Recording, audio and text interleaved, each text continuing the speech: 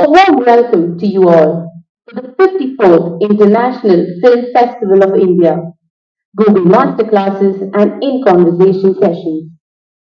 Before we begin, this is a humble request to put your mobile phones on silent mode.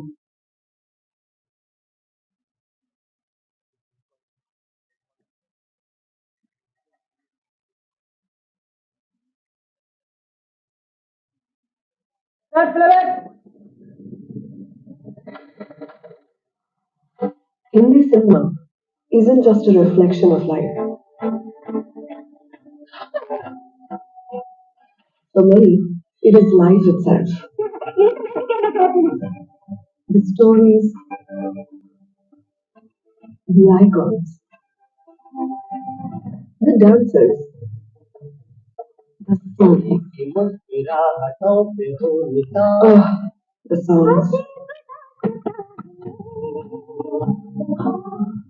Hindi film songs are not just songs, they're little philosophies of life.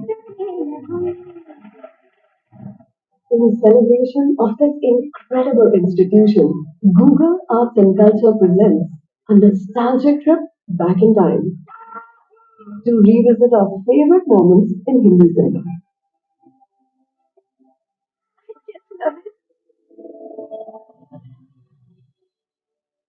There's an academic to how India reflects very strongly in the cinema story. Explore a unique retrospective of expertly curated content,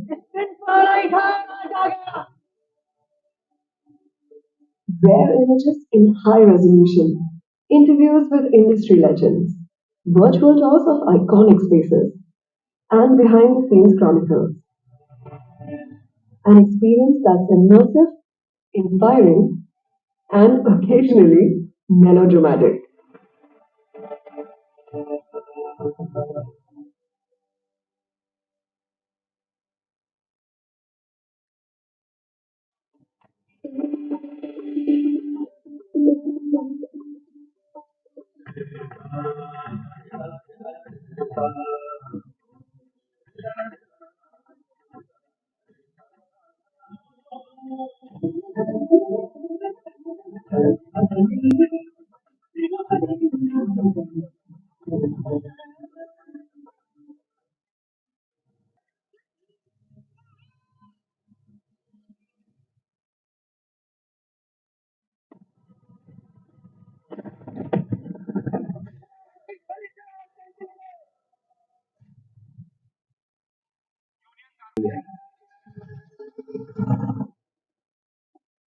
Bhopal वालों को अकेले नहीं छोड़ पाऊंगा।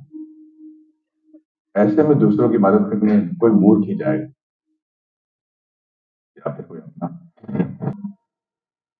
अपना जान बचाने वालों को शाबाश।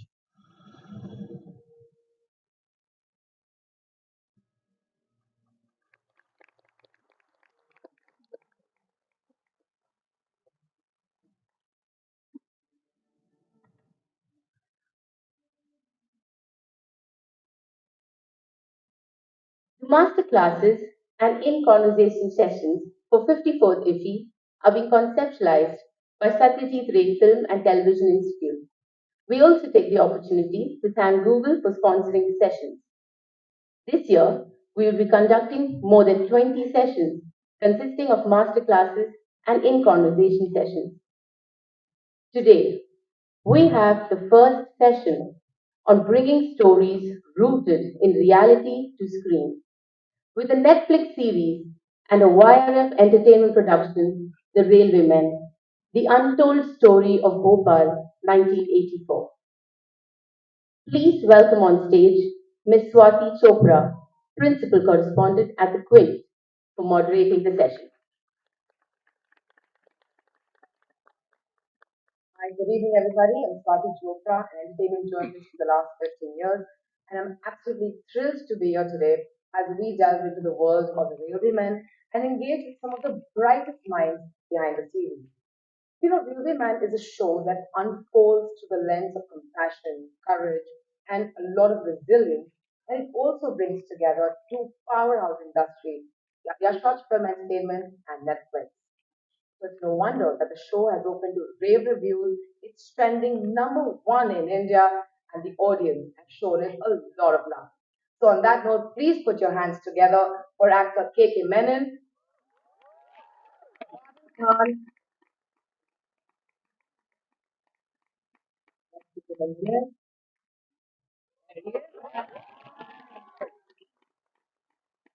Tanya Bami, Shiv Rawali, and Divyenndu.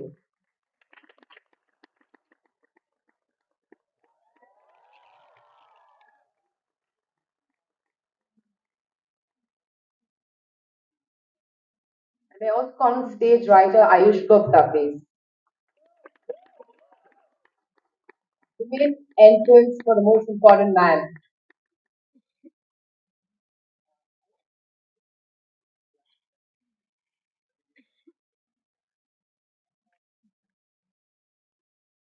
Thank you, Swati. I would now like to request Sri Pruthul Kumar, Festival Director IFI and Managing Director NFDC, to please come on stage and felicitate the dignitaries. Everyone, please give a round of applause. Thank you.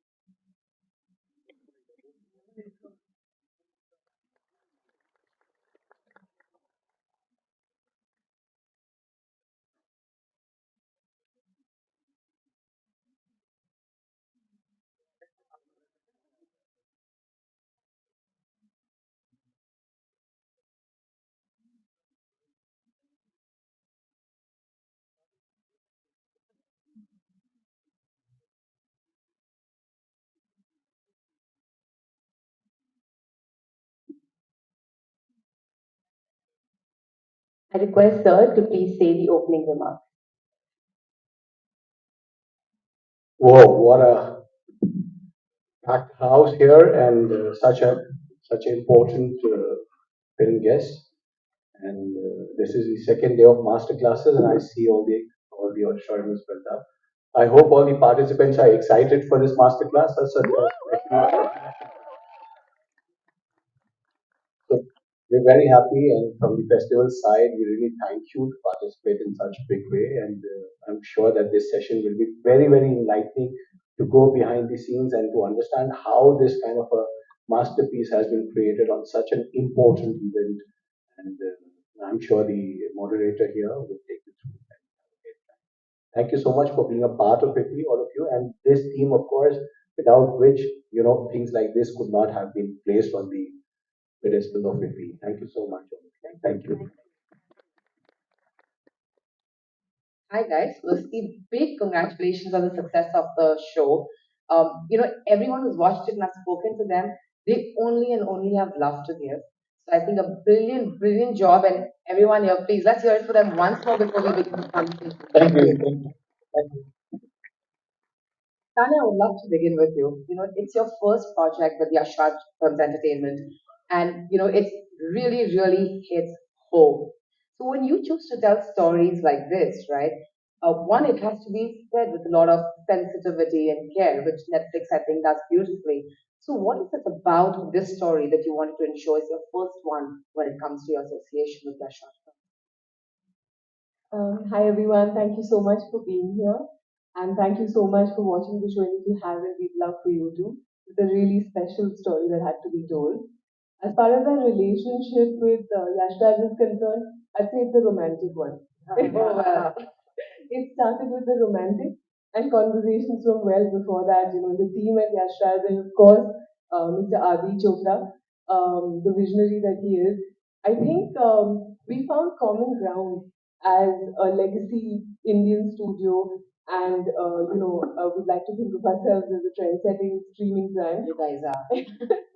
Yeah, so I think the commonality we found was the passion for storytelling, the absolute drive for sort of creating content that stays with our audience, that actually shapes trends, that becomes synonymous pretty much to either a genre or a mood or an event like this one. This is, a tragedy we've all known about, but the story of the railwaymen, I think, would stay as the story of this tragedy for a while to come. So I think, whether it is the legacy of YRF as a studio, right from Kabhi Kabhi to DBNJ to Tiger, and then now their first web series with the Railwaymen, and our legacy from a DVD brand to a leading streaming brand across the world. I think the commonality is again really shaping content trends. And as far as this show is concerned, I think what really connects between the two brands is just the authenticity and the sensitivity and the honesty of telling a story. And this team has done a absolutely fabulous job as far as that is concerned. The story is told honestly, and I think if we are able to promote it to the audience with that sincerity, with that authenticity and honesty that gets translated, and I think you can hear it all around you. I think people are appreciating and absolutely loving the honesty of the story, the nuanced and emotional but yet thrilling approach that both Ayush and Shiv have amazingly written and directed, and the cast has just performed it to another level. I think we see a lot of commonality in that sense, and I'd like to say that I think it was a banging start with a lot more to come. Shiv, firstly, congratulations on your debut. What a Thank you. debut this has been for you. And, I know that, yeah, so let's hear it for him. Yeah. The crowd follows us in the audience. Shiv, when you're telling a story like this, which is so rooted in reality, it brings to the forefront one of the world's biggest industrial disasters. You could have easily taken the route of telling the story through, say, things that didn't go right, who was to be blamed, and what kind of unfolded after that. But you chose to tell the story through the eyes of, say, resilience, hope, courage, to these brilliant actors and a brilliant writer. The decision to do this, what was the reason behind I think thank you for all the love for the series. And like Tanya said, whoever's not watched it, please go home, click the button, and watch it. One go, 4 episodes. And at some point, Tanya is going to tell you to do a double live. I promise you Double that. thumbs up. You know me too well. Yeah. But the thing is that when such stories come your way, and I always feel like when we go into the cinema or watching things at home, you always want to leave with a sense of hope, with a sense of with a little respect, with a little happiness in your eye, and you want to feel good about what you've seen. And I think, when even though the story is a tragedy, but we thought that, if you can tell the story of the darkest night in modern Indian history with through the lens of hope, courage, and that humanity will always exist and there'll always be a light at the end of the tunnel, we thought that would be the most interesting thing. And, as a studio, as Yasha's Films, as YRF, we always look to find the best stories out there that we can talk to a larger audience with. And with now partnering with Netflix, which is now taking us to every corner of the world, and we're seeing that love from every corner of the world. And the idea is to take our stories, which can really travel and really transcend boundaries, and go all over the world. And this was one of them. And I feel there's a lot more. There are a lot more dimensions in this story, and I'm sure they'll be explored at some point. But I think to let people into this world with a sense that even in such a dark situation, there were people who rose up, rose beyond their duty, beyond their responsibility towards their families, just so that they could save one life or more. I think that was the beauty of it, and that's the sole reason why we did this, and I was so motivated. I think it's a show that kind of restores your faith in humanity a little bit. And Totally. yeah, it really, really helps with that. So thank you. Ayush, when you're writing a show like this, which is not a complete work of fiction, but it's inspired by true events, as a writer, do you sometimes find it challenging to kind of take that creative liberty, but also stay as true as you can to reality? It's a fine line to walk. You have to be very aware. When the director gives you direction, this is the vision I have. This is the way we should be telling the story. And you make that distinction between fact and drama. So what we went with is when it comes to fact or drama, we go with drama. When it comes to drama and essence, it's a choice between the two of them. We go with the essence. We don't compromise on the essence. Keep the drama to the highest possible level we can get it, and hopefully tell a good story that time. As to the best balance. Yeah, I mean, both of us, we work well together. Zoom calls, right? We stay in two different cities. But yeah, I mean, even when we were doing this together, there are like sequences where there are a lot of, train action sequences, etc. And things like those are kind of done to, they may be fictionalized, but the thing is that if help was reaching, we want the audience to feel that what will happen if it doesn't reach. So to build the importance of the help reaching, you kind of dramatize it, to then bring in the fact. So you kind of balance it out. Yeah, so basically, drama is when you know that certain events might have transpired in a different timeline, but because of the drama that it gives you, you put it together. Like, I don't know how many spoilers you can give. I would not want to. So yeah, basically, go with essence drama. The other thing that I absolutely loved about the show was a lot of shows that you watch, people use a lot of shock value to kind of make you feel a certain way. You all didn't do that. I think it was very natural. It came very naturally while watching it. You feel for everybody and everything that was unfolding in front of your eyes. Before I take the next question, I want to tell all of you here on this panel, there's one person who has this unmatched, infectious energy. Okay. So I want to ask everyone present here, were you guys able to match up to Babil's energy on sets or not? I don't think they had to. I don't think they needed to. Because if everybody was jumping around, we enjoyed watching him. My energy was already spent. Like, No, he behaved himself. I think even when he's high on energy, he's behaving himself. So it's good to He's have. a good kid. Yes. Take us up. I may take the next question to you, please. You've completed 30 long years in the industry, guys. 30 years.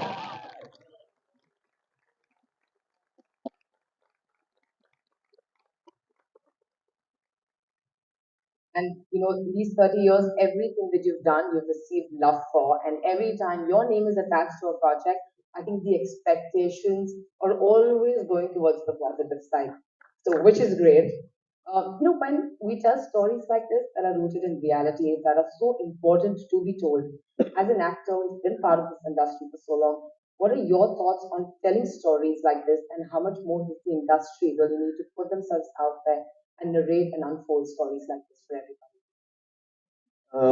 I've often. How many of you have watched the series? So less of spoilers. They're busy attending a fee. So yeah, this question used to come to me into my mind, and I used to often wonder when we take stories from history and convert them into fictional screenplay, vis-a-vis something that is already a fiction. Fiction. So I kind of found an answer, which is the middle part, and that is I believe all of it is fiction. Even a fictional story needs to be made believable. So the idea of cinema is to make things as believable as possible. So you could make a science fiction, you could make whatever, but just make it believable. When you have history behind you, then it helps because then you have a reference point, to stage those scenes and stage the way the screenplay plays out. For me, that was something.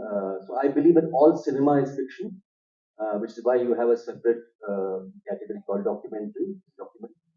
Uh, so when you take it from a historical perspective, then you try and not mess up the facts, try and keep it as close to the fact as possible. So if you were to say, like you said, Kabhi Khushi Kabhi Gum, there would be one example somewhere of those kind of people which you don't know of. That is also history. So, or if you take DDLJ for that matter, there might be somebody like that who's gone through that kind of a ordeal. So all you need to do, and the manifestation of which is the director's call and writer's call. So how they want to picturize it, how they want. I'm so glad I'm a part of a believable project. Something that is, that, which is why I asked how many of you have watched it. Because I think when you watch it, you can not only feel it, I think you can smell it, you can touch it, and it's and things like that. So that When you have actors like all of you sitting, you make it more believable. So it just makes our life easier. Daniel, I have a follow-up question to that one. You know, what kind of a role do you think platforms like Netflix plays in taking these stories, not just to the audience in India, but also globally? Because these are our stories. You know, how important do you think it is for it also have a global reach? You can feel, to KK sir's point actually, you can feel the love. You can feel the, excuse me, the relevance of taking these stories to a global level. For example, this morning, Railway Men has been trending in the Netflix non-English global top 10, and it is trending in more than 12 countries. So clearly, our stories are being a well-deserved applause. I think our stories are being lapped up all over the world, and that's every single title we release trends in the top 10 across various countries. India is a treasure trove of these stories, and I think the world is hungry to hear our stories. And the more memorable we make them, the more distinctive we make them, the more they'll trend, the more they'll capture hearts. I think capturing the zeitgeist with stories like The Railway Man, or whether it is Kala Pani, or whether it is Scoop, or the Archies, I think is a really important measure to take our stories global. I think every time we've taken a bold and brave bet, whether it's in the face of a trial by fire or Scoop, Railway Men, any of these stories, they've always received tremendous love. So much so that earlier this year, one of our documentaries, the Elephant Whisperer, won an Oscar, and just yesterday, Veer Das won an Emmy for India. So clearly, clearly we're poised. India's poised to take that leap in terms of content, to take our stories to the world, and the world is waiting with open arms to receive them. Many, many more to go. Amen to that. Divyenndu, in the show, you are somebody who brings a lot of comic relief. A lot of means when you're watching an intense show like this, and history unfolds in front of your eyes, you're somebody who brings that comic relief. Before I get to my question, do you have a favorite line that Ayush has written for you from the show? I don't know, at one point of time he says, when everyone's like going berserk and everything, and he says, मन में सोचो, मन में बात करो. Yeah, so yeah. It means to say like he doesn't want everyone to talk. Yeah, I mean, because there's a tense situation there, and they want people to listen, to calm down and everything, because there's a gas leak outside and people are going crazy. So he goes like, जिसको भी बात करनी है, मन में बात करो. From your character, do you have a favorite show? Favorite line? My characters only. Yeah. I remember that Yeah. one. How can you forget that, Joel? I remember. one more. Okay, one more. Now I remember. One more would be, which is a very again to our homage to the whole 70s, 80s cinema. Uh, अगर मांगेगा तो मांगता ही रह जाएगा छीन ना सीख, which is like very our ode to classic Hindi cinema, filmy, that hero sort of a Mr. Bachchan inspired. Yeah. You're also somebody who doesn't do a lot of projects. I think you're somebody who kind of picks them and is very particular about where you're attaching your name, right? So we see you very rarely, and I really hope we see you more often. So what is it about the Railwaymen that you were so intrigued and you were on board? Oh, everything about the project. I mean, the first time when I met Shiv and the kind of passion he showed in this story, the story in itself, the tragedy. It's a recent tragedy. We're not talking about World War One or World War Two. It's very recent. People are still scarred with those memories. And it's funny. All of us know this because I've said this earlier also. When I was in FTII, one of my classmates, Chandrahas Tiwari, from Bhopal, his dad used to work with railways, and his dad was present on that fateful night on the station. He lost his life saving thousands. And when he said that we are making a project on Bhopal gas tragedy, it was just so surreal for me because it brings back so many memories, and in a very non-personal way, it's still very personal. Uh, Coming to my character, it was, I mean, the story needed this guy because a lot of the characters in the story are very self-righteous. They're bound by the duty, and the humanity and everything. He's the only guy who's sort of a layman, there, who I mean, puts across his very personal opinion of that it's okay to save someone else's life, but it's equally okay to save yours also. There's nothing wrong with it.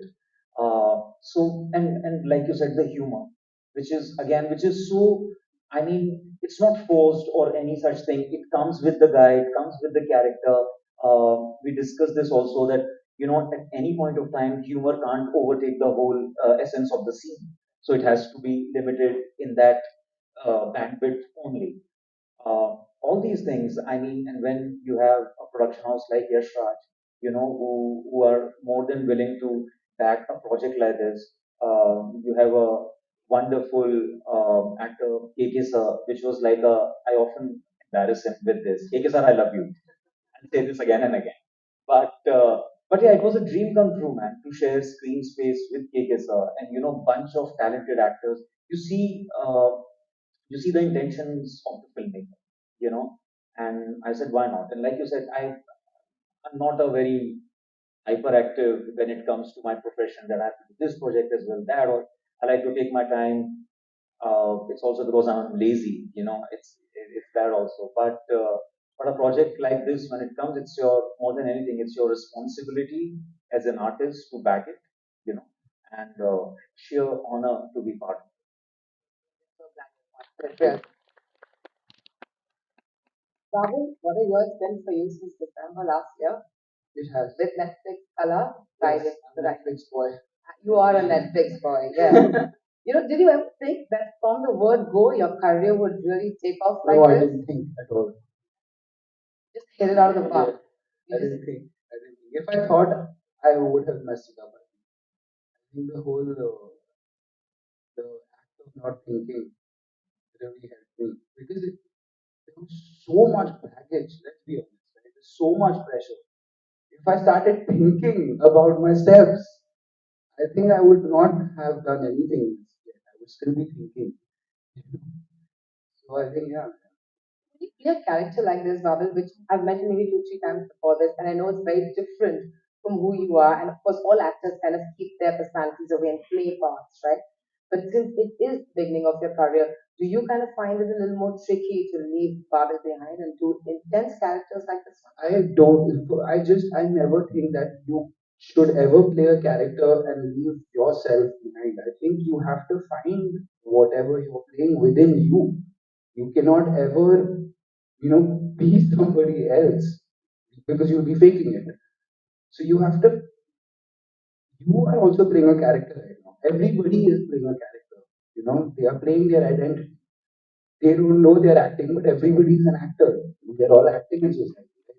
Oh, very much. Very much. But so while you're playing your identity, say, right, while you're playing your character, you suppress parts of you and you let other parts of you shine. for that character to work. Just like that, when you work on film, you suppress parts of yourself and you try to find the parts of. भाई मत गिरना please, मैं बात कर रहा हूँ.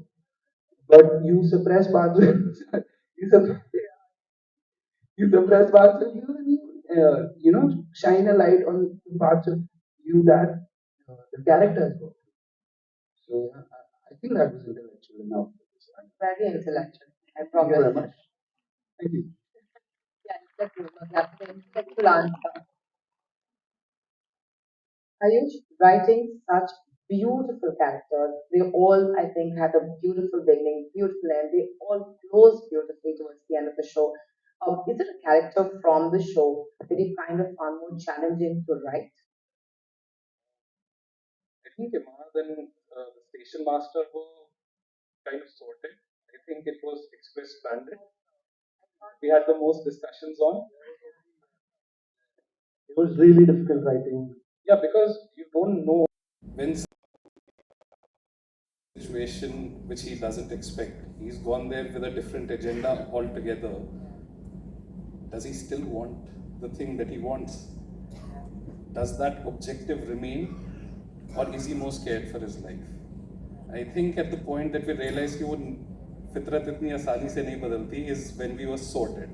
So that जब तक नियत नहीं बदलेगी तब तक वो फितरत नहीं बदलेगी. Also, like at one point, I remember when we were writing Divyenndu stuff, when we were writing Express Bandit stuff out, we used to wonder because we were, we used to always wonder, यार इसको ना Robin Hood नहीं बनाना है कि ये Heart of Gold वाला thief बन जाएगा, कि ये पैसे लेके बच्चों में बांट देगा, he's not that guy. So any line, any word could just really change that, especially that equation with the kids.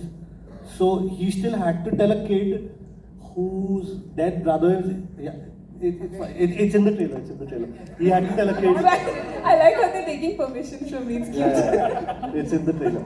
And it was actually for me also. It was the most interesting part because you don't know. I mean, there's so much duality in this guy, but at the same time, we never tried to change the DNA of this character. He was Express Bandit all throughout. He was looking out for his chances. Try to score every time wherever he could. But when you have this crisis of this magnanimity in front of you, your humanity does come out. And this character also, I mean, experienced a lot of it because, listen, he has no background per se. He has a very different relations with railways, in a very different way. It was just, you can't put it in words. It was just so many different shades and flavors in just one. It was just so special. It was the second ticking clock of the show. Yeah. And I think Divyenndu walked that fine line very, very well. Yeah. No, I was just stretching my arm. That's what you're going to say. Babil doesn't talk about others. He only talks about. No, I was going to say only Divyenndu can play a part that even the writers had difficulty saying. But then I thought, I didn't think, I just stopped. So I was trying to say you wanted to say something, like just not stretching. Yeah, but then Shiv put me on the spot. This one's to all the actors. Every time, I don't know if it's true or not, every time you guys do a series or a film, or say theatre in your case as well, have you ever taken away something from the characters that you think is so interesting, or something that you want to imbibe in your daily lives? Any characteristics? Let's pick the railwayman for this one. No, I leave them behind for the audiences to view it. I don't take them home. So no, I don't do that at all. Actually, honestly, I tell you what, by the end of a project, you're so tired of that character. No matter how much you love the guy, or whoever you're playing, that, like Ike sir said, and in some parallel universe, you want that character to stay alive. So maybe the railwayman is over, but these guys are somewhere still floating around. In our parallel universe, the world is still going on. So, I mean, rather difficult it's better not to take anything from them. Babil, do you want to add something? In my very, very little experience, I have realized that even consciously I don't try to take anything or leave anything, but I think subconsciously, because you're giving so much of yourself to that character, subconsciously things stay and things leave you. I feel like when truthfully you express something, you give that away. You know, it's like it's from a bucket of water. You take a spoon and you throw it away. That spoon is gone. Of course, that's why you have to keep enriching yourself and keep living, so that you keep reviving. Because when you truthfully give something, then you've given it away, and that leaves you. And I think that's I. अरे पागल क्या All the rehearsal lines are working. हाँ ये सब my rehearsed improvisation. Okay, this is to all of you on the panel. The last time I interviewed KK sir, he said something very interesting to me. I asked him, even after 30 years, do you still feel nervous when a project is releasing? And you said, sir, would you like to repeat that answer if you remember? No, I don't feel anxious, I feel excited. Yeah. So, yeah, the difference between being nervous and I used to feel that earlier, but now I look at it like a sport that I need to play. And when I go onto set, I am so excited to perform whatever I'm doing. And more so, someone like the station master, I mean, what he's honest, he's beautiful, he's whatever. Satyavadi or koi nahi ban sakta na. So what happens is that your space becomes much less, and that really excites me, because that's like a messy dribble, with 5 defenders there and you with the ball and just that much space to dribble with. So it becomes very interesting for me to explore the depth and the height within that space. So that's what, otherwise it becomes very boring. I mean, normally people would not want to see too much of a Satyavadi kind of man over there. So what makes it interesting for me and for the audience is to explore such depths and be there, that the manifestation of that I'm not in control of. So the eyes, the speech and everything just takes over because you're there. And that part of you is exposed as a human being. I believe every human being has the entire spectrum, from the goodest to the evilest. We as actors have the privilege of picking up certain things which socially are not allowed and yet get an applause for it. So we kind of do that, and the rest of them, at least for that period, we kind of dim the lights on and then keep this in the focus and portray them, which is why sometimes I say that if I'm playing an evil guy, then between action and cut, don't mess with me, because it's not me, it's somebody else there. I might just do something. So I really, as the answer to your question is yes, I don't feel anxious. I feel excited about it. So when I wake up, I feel now I've got to go and play and let's see what happens. I remember you said you leave the success of the show at its fate and you move on to the next one. That is also true, because I'm, as I often said, I'm a passionately dispassionate actor. I'm very, very passionate while working. The last day of my work is over and then completely dispassionate. So I believe that we as people have given birth to something called Railwaymen altogether. So anything that is born has a destiny. So leave that to its own destiny. Don't hang on to it, because if you start hanging on to everything that you do, like I've done many for the past 29, 30 years. So if you hang on to it, then you would end up in a mental asylum. It might just get too much to handle. The best thing is to leave it there and watch its destiny. That's such great advice for everyone present here, really. Shiv, I would like to come back to you. The one thing that I absolutely loved, amongst many things that I loved about the show, was the decision to keep it at a 4-episode series. I think it really works beautifully for you all, because it didn't kind of run over. It wasn't less. I think it was just right. Again, taking a decision like that, what was the reasoning behind that? Because there's so much to talk about, right? Like I said earlier, the decision to keep it 4 episodes is because the DNA of this story required that much. If it required 5, we'd make it 5. If it required 6, we'd make it 6. But this story could easily be told in those 3 hours, 58 minutes, and that's why it stays there. Because there's, like, we didn't want to keep, every aspect that we wanted to cover is in the story. Every emotion that we wanted to bring out we did the best of our ability to keep it in there. And you know, things that didn't work, we were very happy to let go.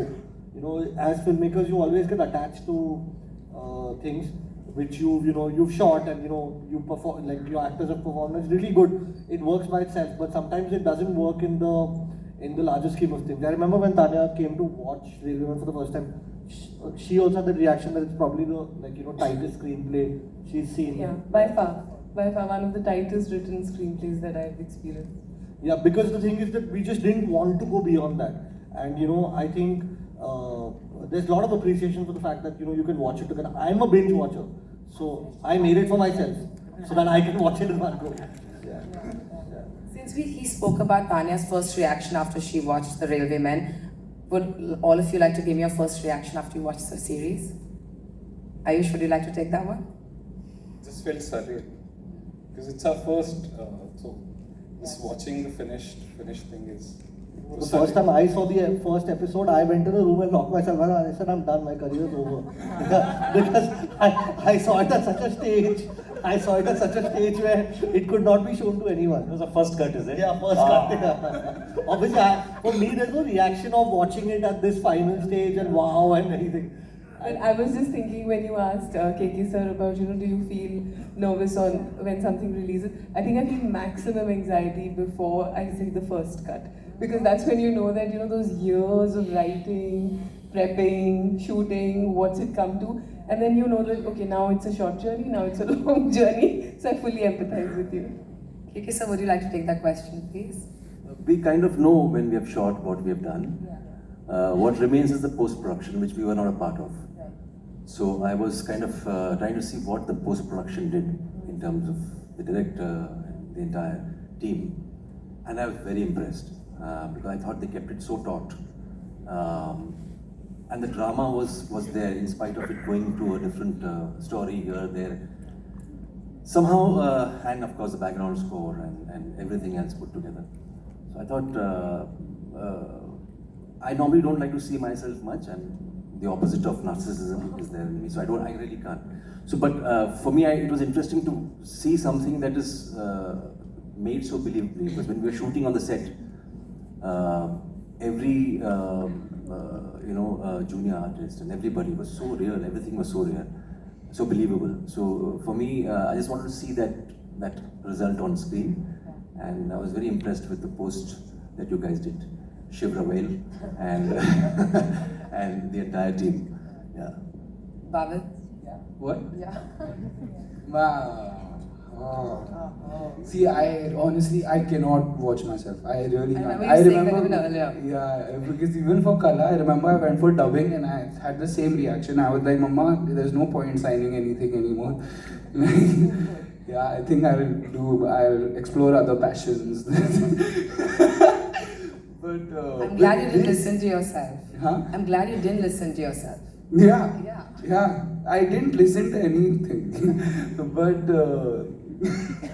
But with this, what I learned actually while watching is that I can't judge myself, right? Because when you're doing something, the process of trusting your director and your co-actors and your entire environment and nature itself flowing through you, I saw that reflect for the first time when I watched the series, because I was like, I thought I really hugged, but it communicated somehow.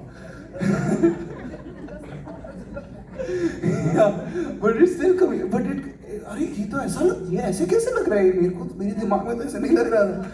But so that feeling of trusting, and the team spirit, really, that got elevated within me. And I realized that after watching that, because when I did this with Shiv, I was like complete surrender. I would like, you say I'll do whatever you need, whenever you need, I'm there. And I think that is the reason why it communicated. If it We already know your reactions, Divyenndu.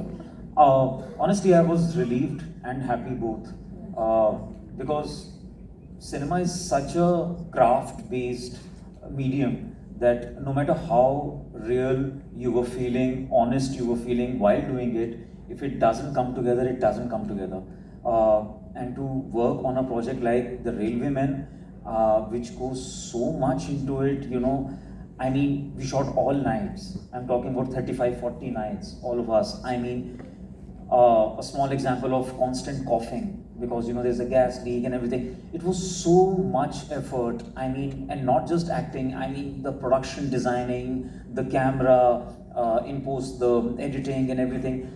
So I was just hoping and praying, keeping my fingers crossed, यार ये ना अच्छा निकल के आना चाहिए. Because, you know, there are few things जहाँ पे गलती से भी गलती नहीं हो सकती. It's not just about this project, because we were representing the railwaymen, you know, the unsung heroes of this country. We were saying a story about Bhopal gas tragedy survivors, or maybe people who are not there anymore. It was a huge responsibility. It had to come out. And I'm just so happy that there was some happy guardian angel somewhere that it you know, we passed, I guess. Yeah. Flying colors. Hello, trending #1, guys. Of course you're all passed. Tanya, one more question to you. You know, Netflix has had a great year this year. You guys have told some really sensitive stories, and you all have done a fabulous job with it. You know, there was Scoop, there is of course The Railwaymen, and Trial by Fire. When you guys are greenlighting projects like this, that are sensitive, right? One has to really make sure you're being very careful about how you're putting it out there, because it's very easy to offend people, right? What is the one thing that you look at for shows like this, and what do you think Netflix is doing differently? Don't tell me the secret, it's all right. We'll take the larger answer. I wish there was a secret. I don't think we would have waited till 2023 to unleash it. But you'll have cracked it, clearly. I mean, thank you, that's very generous. I really take the praise, it means a lot. When it comes to, you know, really what we've been doing, I think the answer is really boringly hard work. It's not easy to build the legacy of a brand like Netflix from scratch in India. We really had to sort of build it brick and mortar, one title at a time. And I think the team's been hard at it. It takes an army, and then every single person in the team in Netflix, as well as every single person that we work with, our partners, our creators, our writers, our actors, you know, every partner in every department across the country and beyond really sort of have helped build this. I think it's really about putting your ear firmly to the ground. We're very focused on the audience. We're very focused on what our members like, what they want to see. How can we make every night a Netflix night for them? How do we really sort of pick the stories, choose the stories that they want to hear? How do we really sort of reinvent the game week on week, month on month, year on year? How do we raise the bar on ourselves? Because I think our competition is with the best in the world, which comes to Netflix. You know, whether it is a Money Heist being loved in India, a Squid Game being loved in India, the Netflix India team then has to match that. And that's the constant endeavor. As far as, you know, sensitive stories are told, I don't know if there's a different approach to them. I think it's just honesty of that story and what is really going to be memorable for the audience. And I think in terms of just that facet, there is a commonality across the world, and that is emotion. You know, what do you feel as an audience member when you see a story like Scoop? Do you really root for her? You know, what do you feel when you see a story like The Railwaymen? Are you really sort of wanting to have them make this mission come through? You know, when you see the kids in Archie's, do you really sort of connect with them? Do you want to, you know, do a little jig with them? There's so much to be excited for. And then when you know that these stories are being watched by the world, you really put your best out there. You know, just like Shiv was saying and Aayush was saying, they've taken 2+ years to write this. And that's the kind of rigor that it takes to make that world-class content, and that's really what we're endeavoring to do. Many, many more of that content. Absolutely. Right. You know, before I open the floor, before I take questions from the audience, before we came on stage, Tanya and I were talking backstage, and we were talking about how no one's really told the story about the Railwaymen. And you know, as we were just discussing this, both of us looked at each other and we said goosebumps. So thank you so much, really, to all of you for making this and bringing the stories to us. I think it's just phenomenal. Aayush and my brother Shiv here. Yes, absolutely. Yeah, seriously, yeah. And to all of you who brought it to life. It's the most wonderful cast. Guys, we'll take questions now. May I please request you to keep it, to Netflix or the Railwayman, please. Thank you so much.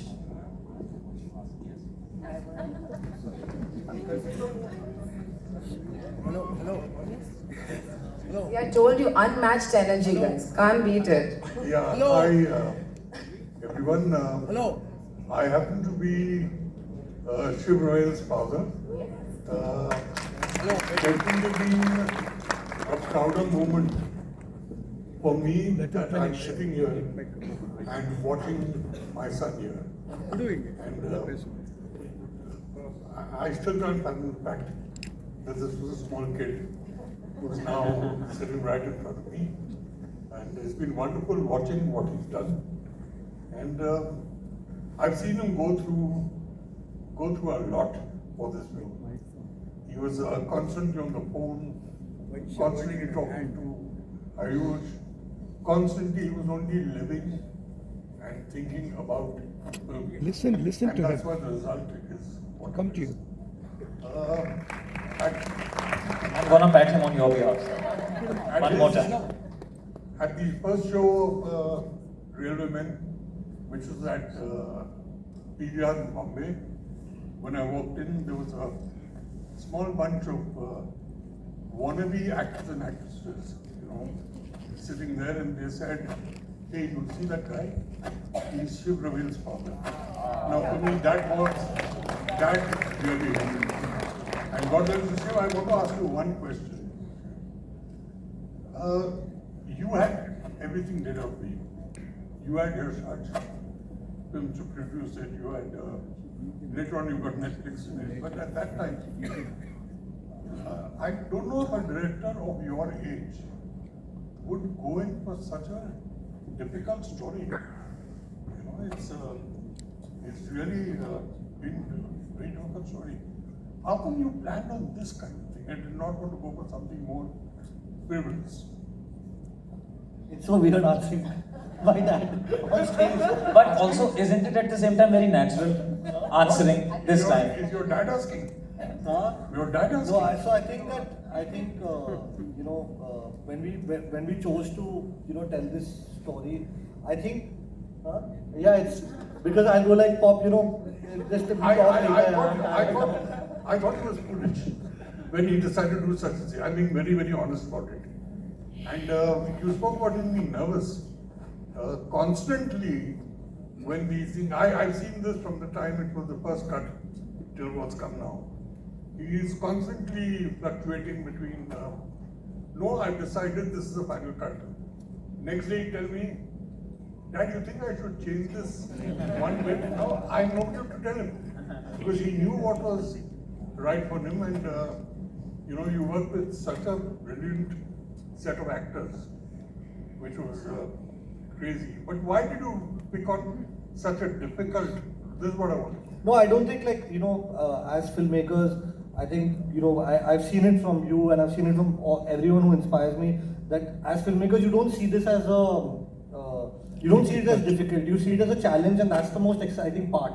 You want to take something up that really pushes you, and to take, I think the happiness is when your Instagram DMs are filling up and you walk into some place and someone just tells you, we were outside the Netflix office in BKC yesterday, and we had random people coming and telling us that, oh, we saw the show, it's amazing. We eventually make it for the people.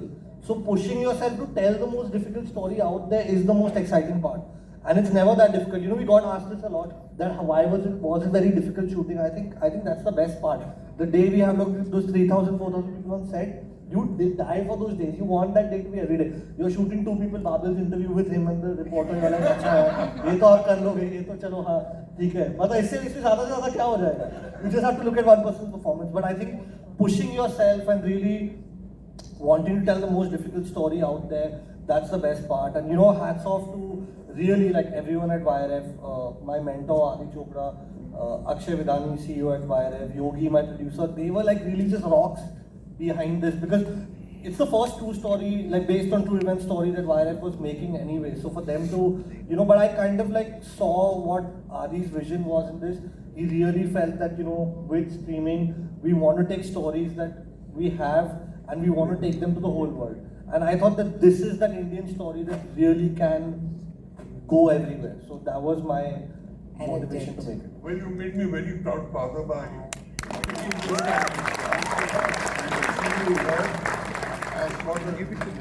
It's got all kinds of emotions from me. His mother must be very, very happy. And before I start crying, I think get somebody else to ask. Hello, very quick observation, though I work for IFI, but it's the cinema teacher in me which cannot sort of resist this. In 1963, a very beautiful film was made in India. It's called Mere Mehboob. In 1983, another very beautiful film was made in India. It was called Betab. And in 2023, another very beautiful series is made, which is called Railway Men. And why I am talking about it is because Mere Mehboob was made by Harnam Singh Ravel Saab, a very eminent filmmaker from India. Betab was made by Rahul Ravel Saab, who's here with us. And now Railway Men is made by Shiv Rawali. So it's an amazing tradition of filmmaking that we are witnessing. Superb job, guys. Thank you. Hi, sir. Hi, I have a question. I don't need a mic. There is a mic politics. I want to ask some question. I'm from the No problem. Sir, my question is, you're all great actors. I've seen 15,000 movies, but unfortunately I could not see you. No, because I watch everything on big screen. But my question is, I work in a serial. I reach everybody, village people, uneducated, educated. I have met everybody, 2-3 crores. But unfortunately, you talented people, you cannot reach uneducated people, family, people who don't know the language. Don't you feel hurt about it?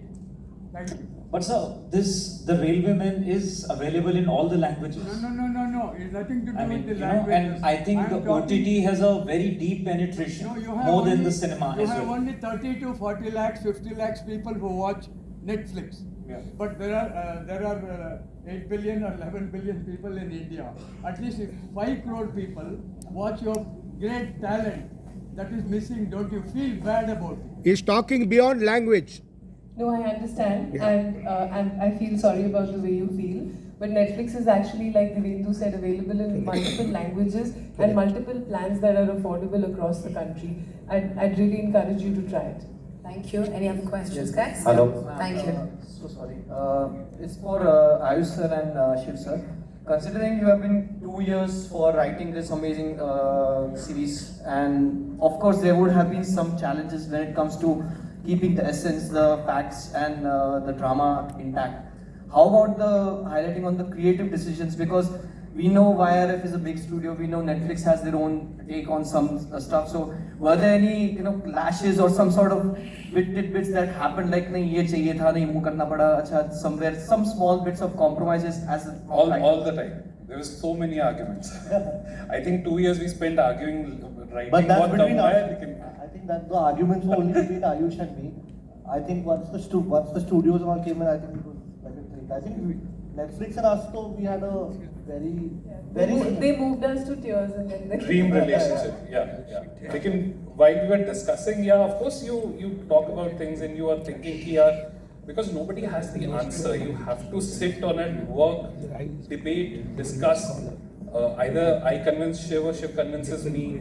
That has to be the process, and it always comes through discussion. Actually, I'll tell you, they were very, very ruthless actually on the edit themselves, So there was the scripting process and then there was the whole editing process, and Shiv, Adi, everyone was so open to the suggestions. And they were so clear that they are being audience first, and it's really about, treating us as their first objective audience in that sense. And what our experience was, how we felt, what felt like maybe it's dispensable, maybe we should fight to keep it, things like that. And it was really like a very collaborative, open discussion. And the entire endeavor was to land the tightest, most immersive version of it for the audience. There's no filmmaking without conflict. I mean, it's not possible. Open dialogues bringing the next best projects on screen, right? Hi everyone. First of all, congratulations for this Railwayman. my question is to KK sir. See, nowadays after COVID, ये audience का जो views है on cinemas, I think it's bit changed, and say a lot of big budget films with stars have failed, मतलब in box office. Okay, so people says that content is the king. So, KK sir, how much this is important, and how much do you believe? And is it the right time to do, the content like we have seen in Railwaymen? So, how much do you believe in this, sir? To make content doesn't require any right time. You should make it all the time. Number one. Number two is, as far as big films not doing well or doing well, that has been the case before also. ऐसा नहीं कि हर बड़ी film जो है success हो जाती है और हर बड़ी फिल्म जो भी है, तो वो चीज़ें होती रहती हैं. It depends on the audience's taste and so also a luck factor. But जहाँ तक OTT का सवाल है, because OTT आने की वजह से content on OTT is the hero as far as that medium is concerned. तो उसके ज़रिए ऑडियंस थोड़ा सा री-इंट्रोड्यूस हो जाते हैं टुवर्ड्स कंटेंट और सराहने लगते हैं कंटेंट को, और वो चीज़ कभी कभी दिमाग में रह जाती है. लेकिन जब आप थिएटर में फिल्में देखते हो, वो वहाँ पे मास साइकोलॉजी काम करता है.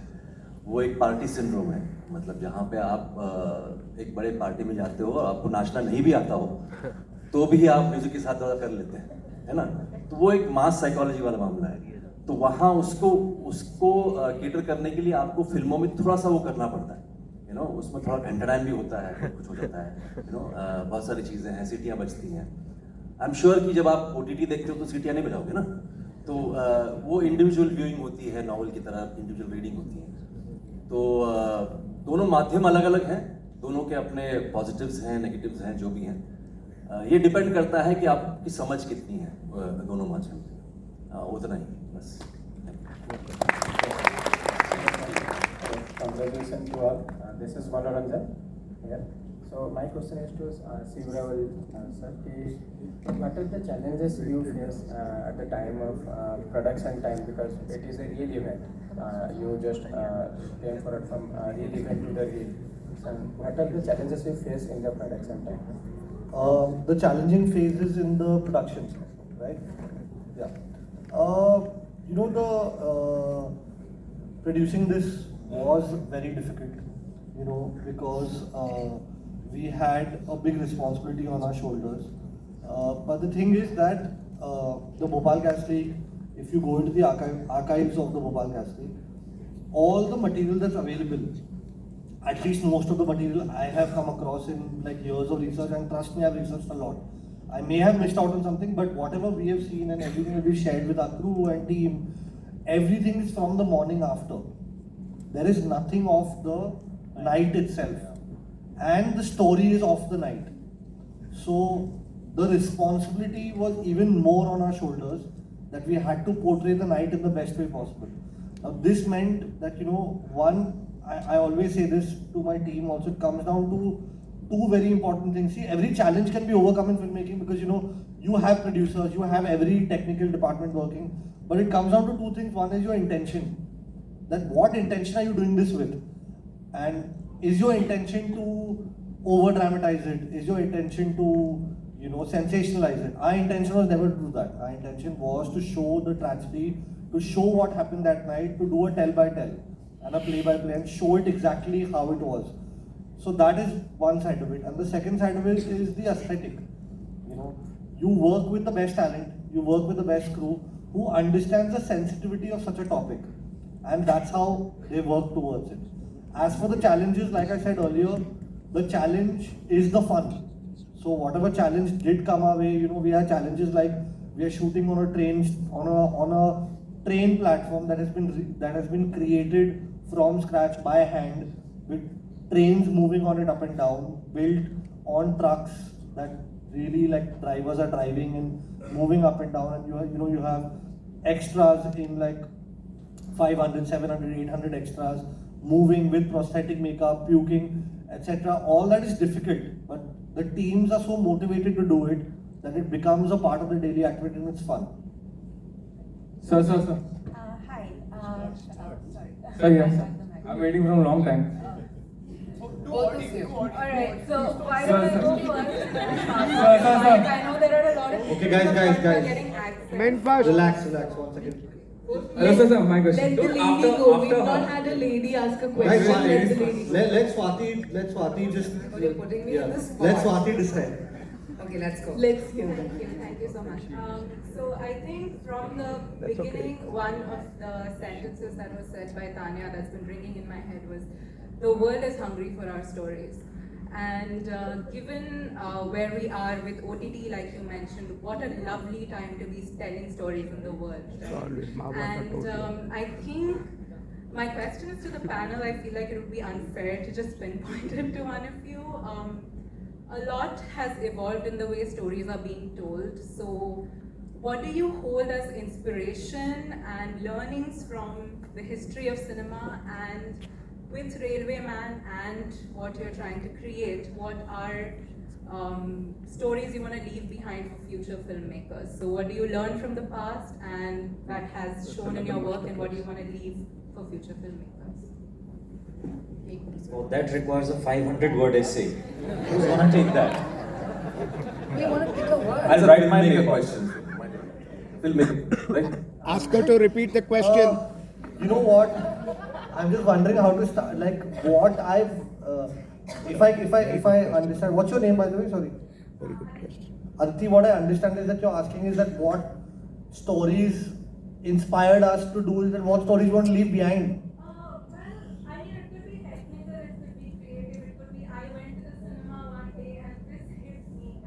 What inspired? Oh, like anecdotal. Okay. So. It doesn't have to be, this film inspired me to create this one, you know? You know, so in the so in the case of Railwayman, there's inspiration throughout in the whole show.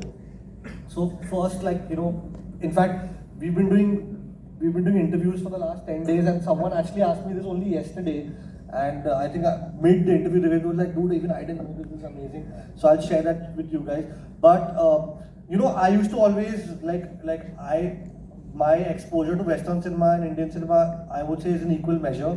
And you know, I used to always see the representation of like how the West used to look at India. It will always be like yellow and like, you know, very bright and very stereotypical and very like, you know, India would be dirty, and I didn't believe India to be like that. Like, I think we live in the most beautiful country in the world. So, you know, so I was like, and you know, I was like, you know, this is going to go onto Netflix, and we're going to go into every corner of the world, and it's an Indian story by heart, and it's a story about a tragedy that happened in our country. So it's our responsibility to represent it in the best way possible. Because when you see like Western films, they represent their stories so well, and I thought, like, you know, and they're so true to their geography and their mood and the feeling of that country. And I felt when they represent us, they don't do such a good job. Our own filmmakers do the best job at it. Indian filmmakers do the best job at representing us. And I thought that would be a very important way to take it to do this. And you know, like taking inspiration for small things. Like, I'm a big like Steven Spielberg fan, like really big Spielberg fan. In fact, when you guys watch Railwayman, coming to like what I was saying earlier, the whole show is like blue, green, etc. And that came a lot from, you know, what the show should sound like. The show had to sound, you know, very grungy and like a lot of like metal, etc. So I felt like metal was always grey and blue and green, and it didn't have too much color. So it all came from that. That's how the color came. Then I was such a big Spielberg fan, and I love Schindler's List, and I feel like, you know, in the middle of a Holocaust, there was a hero. In the middle of a gas leak, there were a few heroes. And I felt like this was the best way for me to give an ode to one of my favorite filmmakers. And that's why, if you guys seen Schindler's List, there's one kid in red. And that's why in Railwayman, there's only one character in red who's a bride.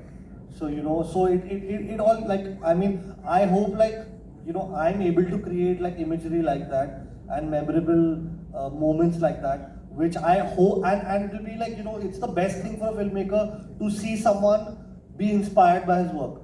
And I'm inspired by so many people's work, and so much of it is in there. I hope that someday I make something, even one thing that memorable, that people, get inspired by it and do something like that in the future. I mean, that's the best thing, So it is important to, get inspired and leave stuff for inspiration as well. You've started your journey well, don't worry about that. Yeah. Next person, yeah. Yeah.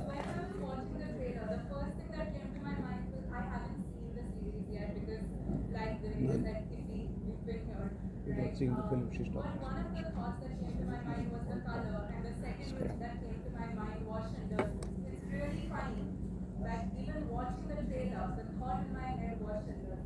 There are many more Easter eggs, you should watch it. Yeah. There's lots more. I can write a whole book on Spielberg and Railwayman. Thank you, madam. Thank you to the man on the right. Thank you, Aditya. Yeah. Thank you, sir. Finally. Sir मैं आज ही देख रहा हूँ आपने कहा था अभी देख रहा हूँ सर मेरा सवाल केके सर से सर मैं आपका मतलब बहुत बड़ा फैन हूँ और जब मुझे कोई पूछता है कि केके सर कौन है तो मैं बस एक चीज से कहना चाहूंगा कि 10 रुपया देखो नेटफ्लिक्स पर मुझे लगता है बहुत ही अंडररेटेड वर्क है आपके करियर का और बस एक लाइन और एक डायलॉग में आपको पूरा डिफाइन कर सकते हैं सर वो एक डायलॉग मेरा फेवरेट जो आप कहते हैं कि आज से अपनी तकदीर मैं खुद बनाऊंगा और वो जो होता है ऐसा बोला ऐसा बोला सर तो वो डायलॉग पूरा डिफाइन करता है सर आपके कैरेक्टर को और आपके पूरे जो रोल आपने निभाया तो मैं ये जानना चाहता हूँ कि आपने कैसे किया सर वो इतना सारा क्योंकि मैं सोचता हूँ वो एक काम आपका सबसे अलग था बाकी की आपकी फिल्मोग्राफी से लेके तो how did you go about यार कैसे किया वाला जो प्रश्न है ना ये मुश्किल है क्योंकि मैं खुद नहीं जानता मैं बस वहाँ था और वो किरदार निभाया मुझे उसका उत्तर तो पता नहीं दोस्त मैं उतना रिसर्च अपने आप पर नहीं करता तो आप लोग जब उसको एनालाइज करेंगे तो आप मुझे बताइएगा मैंने कैसे किया उसको thank you for following the work. Thank you. Hello everyone. My question goes out to Babil actually. My name is Candice. Why the actually? No, that was random. I'm very nervous. I'm a huge fan. I'm very, very, very nervous. Can you please? Today's made. You're amazing. So, you can sit and we can talk. So, my question really goes to Babil because we know how you are. You exude art. You were like a walking art gallery. That's what I would say. Because I've seen your Instagram captions. You're so vulnerable, so honest. It's all art. You exude art. So my question to you is, I'm someone who's creative as well, and personally it so happens that there are some days where you don't feel creative enough. What's one thing that that when it gets you down, what's one thing that reminds you, okay, this is why I'm creative, this is why I make art, If you could speak a little bit about that. Mike.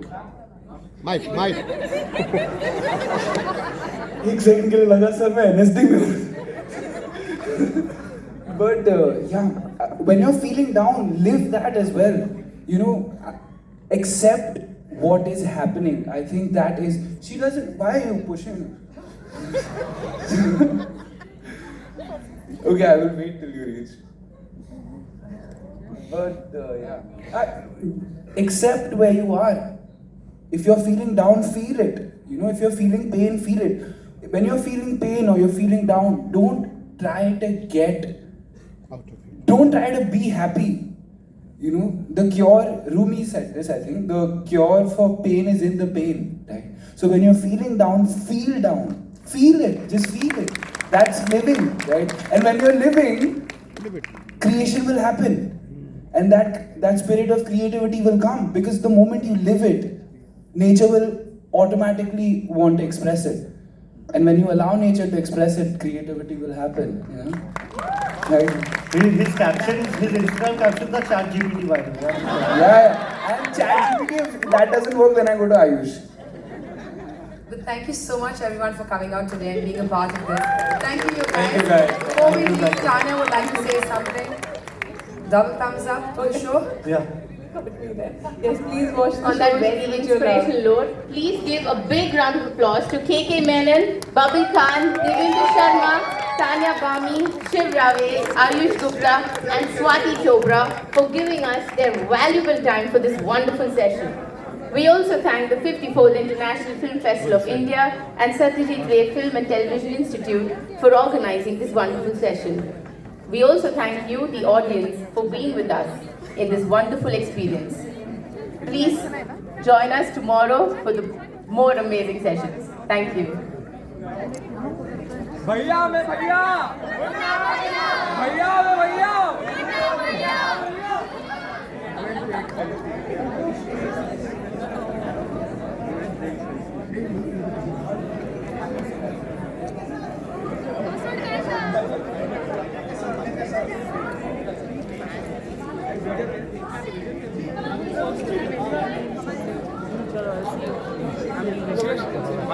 माझी bag देना मैं selfie वही हाँ फिर हाथ में छोड़ा ना sorry sorry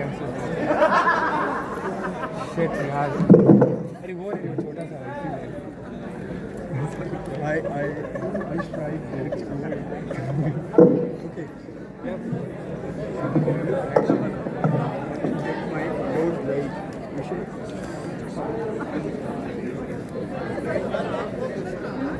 I request everyone to please not climb up on the stage, please. Sir, KK sir.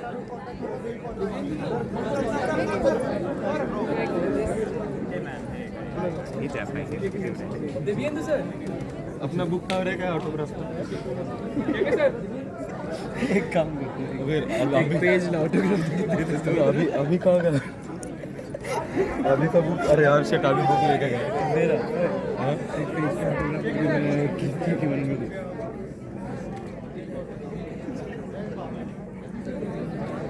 वो बंदा भारी है सबके साथ फोटो खींचा रहा चलो अपन हाँ होगा ना उसके साथ घर पे बुलाया कॉल किया बता जाएगा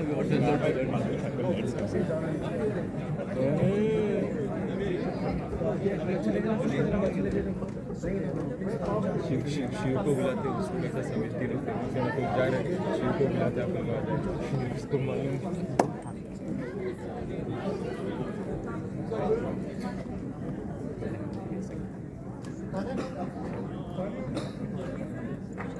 Aayush.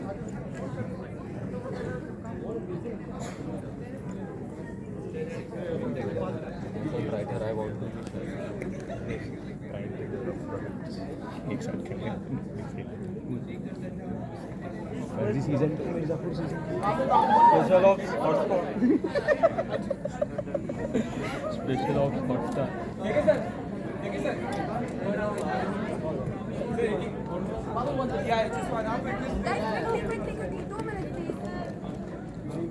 ओके डन चल रहे भाई हो गया Babil, sorry, I'm